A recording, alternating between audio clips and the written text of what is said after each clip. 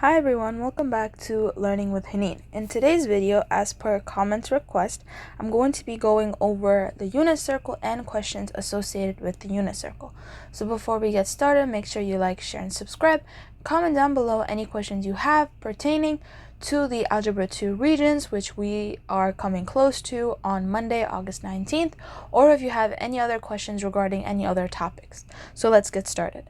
So what I wanted to do first is go over how to construct the unit circle in a way that is easy to remember and very versatile, that you can use it in multiple questions regarding the unit circle and trigonometric functions, sine, cosine, and tangent. So right here, I have my circle already drawn. The areas are not as equal as they should be, but it just gives you a good example. So we know we have on the four corners, we have 0 degrees or 360 degrees, and that has the coordinates of 1, 0. We have 90 degrees, which has a coordinate of 0, 1. And we have 180 degrees, which has a coordinate of -1, 0. And 270, which has coordinates 0, -1. If we were to write these in pi forms, we know 180 is pi. I should write that in a different color.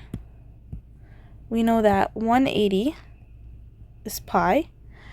360 is 2 pi. 90 is pi over 2. And 370 is 3 pi over 2.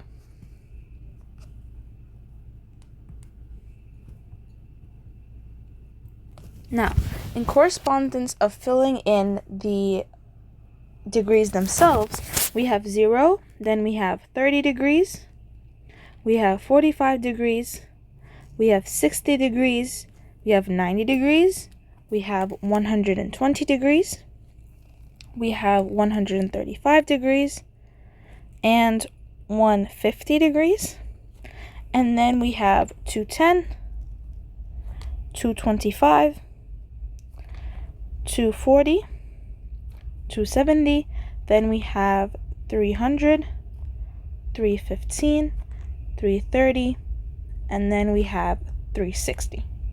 So, and those are our degrees.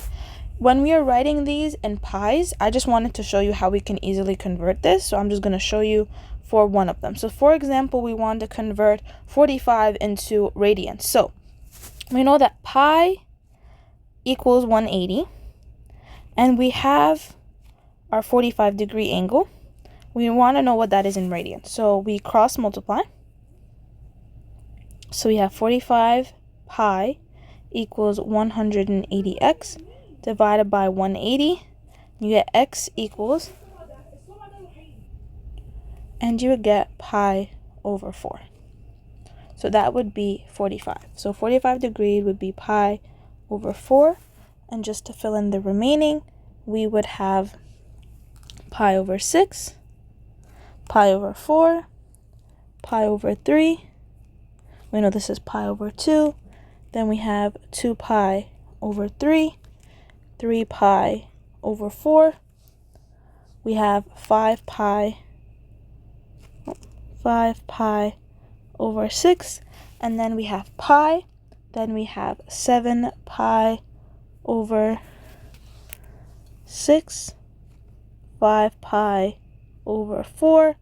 We have 4 pi over 3, 3 pi over 2, and then we have 5 pi over 3, 5 pi over 3.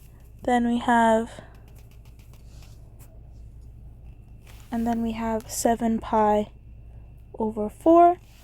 For 330, we have 11 pi over 6, and then we have 2 pi for 360.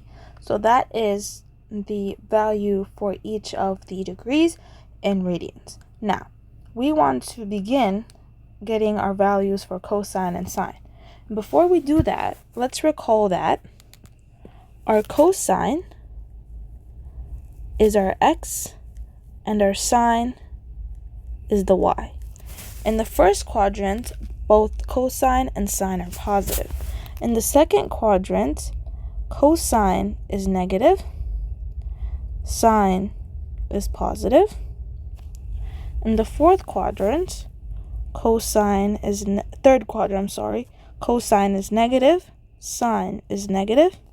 And in the fourth quadrant, cosine is positive and sine is negative. We figured that out.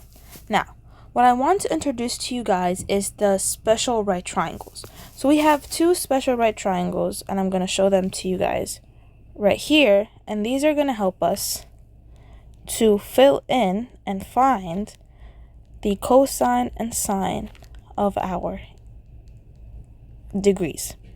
So there's two special right triangles. We have a 45, 45, 90, and a 30, 60, 90. And so these have a special hypotenuse and special leg values. So for a 45, 45, and 90,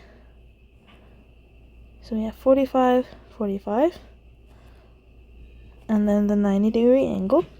We have a hypotenuse of square root of 2, and each leg side is 1. And so if we were to do sine of 45, that would mean 1 over square root of 2, because so let's say it's this 45-degree angle. So we're doing it on this 45-degree angle, and so opposite of it would be 1, and then this is the hypotenuse, and we can't leave it like that. We have to rationalize. And to rationalize, we multiply the bottom and the top by square root of 2. So 1 times square root of 2 is just square root of 2. And then square root of 2 times square root of 2 just simplifies to 2. And we do the same thing for cosine on the same 45-degree angle. And again, we're going to get 1 over square root of 2. And when we rationalize that, again, we get square root of 2 over 2. And so if we have 45 degrees, we go back into our unit circle, it's going to have the cosine and sine values of square root of 2 over 2, square root of 2 over 2. And so with that, this is how I'm going to build it. If we have a 45-degree angle, another angle that is equal to its values, just has different size, is the 135-degree angle. So this angle right here. And so we know in quadrant 2, cosine is negative and sine is positive. So if I were to write the coordinates, I would write negative square root of 2 over 2, square root of 2 over 2. And another degree that is equal to a 45-degree angle, just has different signs, is the 225-degree angle, this angle right here. And because in quadrant 3, sine and cosine are both negative, my coordinates are going to be negative square root of 2 over 2, negative square root of 2 over 2. And the final angle that shares a commonality in coordinates with the 45-degree angle is a 315-degree angle. And so this angle, in quadrant 4, cosine is positive and sine is negative, so my coordinates are going to be square root of 2 over 2, negative square root 2 over 2. So just like that, we filled in the 45, the 135, the 225, and 315. So it's good for you to remember that the 45-degree angle, its coordinates that we found using the special right triangle, the 45, 45, 90 triangle, gives us the values for the 135, the 225, and the 315-degree angles. Now, the second special triangle that we have is the 30, 60, 90 right triangle. And this special right triangle, and so for this right triangle, it has, so we write it out, so we have the 60-degree angle, the right angle, and then we have the 30-degree angle. And so it has a hypotenuse of 2, a leg of square root of 3, and a leg of 1. And so if I wanted to find out sine 30, so I'd be looking at this angle right here. So opposites of that angle is 1, and we know the hypotenuse is 2, so sine 30 is 1/2. If I wanted to find cosine 30, my adjacent side is square root of 3, and my hypotenuse is 2. So now I have the values for a 30-degree angle. Now I want to find my 60-degree angle. So instead of my 30, I want my 60-degree angle. So sine 60, the opposite side is square root of 3 and the hypotenuse is 2. Cosine 60, the adjacent is 1 and the hypotenuse is 2. And we can see that sine 30 and cosine 60 are equal. Sine 60 and cosine 30 are equal. So if we go back into our circle, we know that at 30, our cosine is going to be square root of 3 over 2. And our sine is going to be 1/2. And when we have a 30-degree angle, it's corresponding, you can say, the angles that share its coordinates are the 150-degree angle. And so in quadrant 2, the 150-degree angle would have the coordinates of negative square root of 3 over 2 and 1/2. It is also shared with the 210-degree angle right here. And so the 210-degree angle is going to have the coordinates, because it's in the third quadrant, it's going to have the coordinates negative square root of 3 over 2, negative 1/2. And another angle that is shared is 330. And it's going to have the coordinates, because it's in the fourth quadrant, square root of 3 over 2, negative 1/2. And just like that, we're almost done with our circle. Now, if we go and take a look at our 30, 60, 90 triangle again, we said sine 60 is square root of 3 over 2 and cosine 60 is 1/2. So at 60, my coordinates are 1/2 square root of 3 over 2. And an angle that also shares this coordinates, just with different sides, is the 120 angle. Because it's in quadrant 2, it's going to have the values negative 1/2 square root of 3 over 2. And then if we move down, the 240 angle, because it's in the third quadrant, is going to have negative 1/2 negative square root of 3 over 2. And the finally showed angle, the 300-degree angle, is going to be, because it's in the fourth quadrant, it's going to be 1/2 square root of 3 over 2. And just like that, we have finished our unit circle.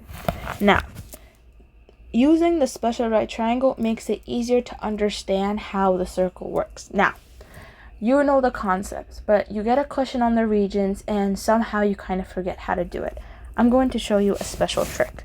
So what I'm going to do is on the 30, 45, and 60, I'm just going to erase my coordinates for 1 second so I can show you the trick. So what you're going to do is,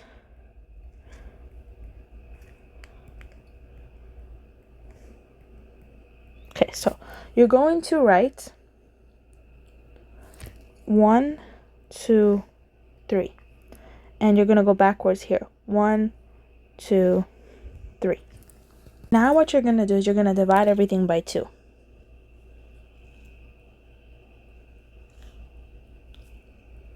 Finally, you're going to square root the top number.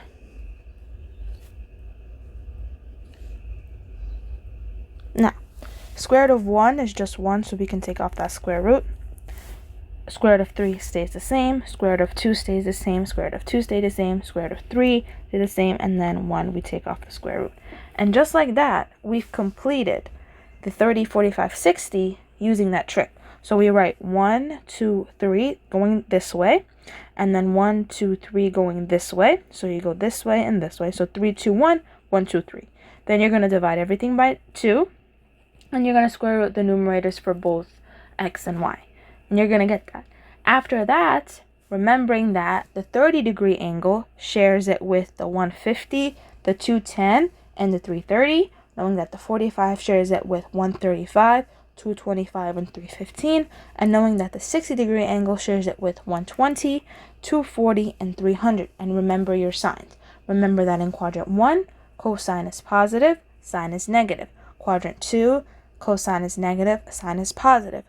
Quadrant 3, both cosine and sine are negative. And in quadrant 4, cosine is positive and sine is negative. So there we've constructed the unit circle. Now to apply it to some questions. Okay, so first question says, use special right triangles to find the coordinates of the point of intersection of the angles 330 and the unit circle.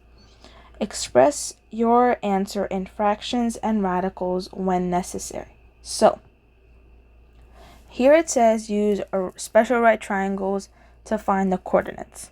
So let's recall that the 330 angle is equivalent to the 30-degree angle. So the 30-degree angle, if we had our special right triangles again, we have the 60-degree angle, the 30-degree angle, and the right angle, and we know that it's going to be square root of 3, 1, and 2. And if we try to find cosine 30, that would be square root of 3 over 2, and then sine 30 would be 1/2. And 330, if we remember in our unit circle, is going to be in quadrant 4. And that means that cosine is positive and sine is negative. And so we rewrite that as cosine is positive, sine is negative. Answer choice B is our answer. Again, you could have done this without using the special right triangles. If you remember that the 30-degree angle has a cosine of square root of 3 over 2 and sine 1/2, and you remember that 330 is in quadrant 4, you could have just matched up the signs. But again, the special right triangles help you. So knowing the special right triangles helps you a lot in this trigonometric functions, and also helps you, just a bonus, in the SAT, because they do ask questions about special right triangles. So that was the first question. Question number 2 says, use special right triangles to find the coordinates of the point of intersection of the angle 240 and the unit circle. Express your answer in fractions and radicals when necessary. So let's recall that the 240-degree angle is in the third quadrant. And in the third quadrant, both cosine and sine are negative. And we know that the 240-degree angle is a partner of the 60-degree angle. Since it's a partner of the 60-degree angle, I can once again apply my right triangles. So I have the 60, the 30, and the 90, 2, square root of 3, 1. I know cosine 60 is going to be 1/2. And I know sine of 60 is going to be square root of 3 over 2. So I write that as 1/2 square root of 3 over 2. And 240 in the third quadrant, they're both going to be negative, and that would be my coordinates for 240 degree. Question number 3. 1, 2, 3. Says, use special right triangles to find the coordinates of the point of intersection of angle 45 degrees on the unit circle. Round your ends to the nearest hundredth. So we have our special triangle, the 45, 45, 90 triangle. We recall that hypotenuse is square root of 2 and it has legs of 1. So sine 45, and I'm going to use this one, has a opposite value of 1, and it has a hypotenuse of square root of 2. And again, I rationalize square root of 2 over 2. Cosine 45, again, has an adjacent side of 1, hypotenuse of square root of 2. I rationalize, and I get square root of 2 over 2. But it's very important to remember that the question says what? round your answer to the nearest hundredth. That means that I go into my calculator. I'm going to write square root of 2 divided by 2. And it's going to be, my answer is going to be 0.71, 0.71, because that is the answer rounded to the nearest hundredth. So that was question 3. See, all of this we could have just referred back to our unit circle, but I'm trying to show you guys how you can use your special light triangles. You can find your complete your unit circle using the trick, come up with the corresponding angles, and then apply that to the questions. And so that is going to be the end of this video on the unit circle. If you have any questions about the unit circle or any other topics, please let me know in the comments below. Make sure you like, share, and subscribe, and have a good day. Thank you. Bye, and good luck on your test.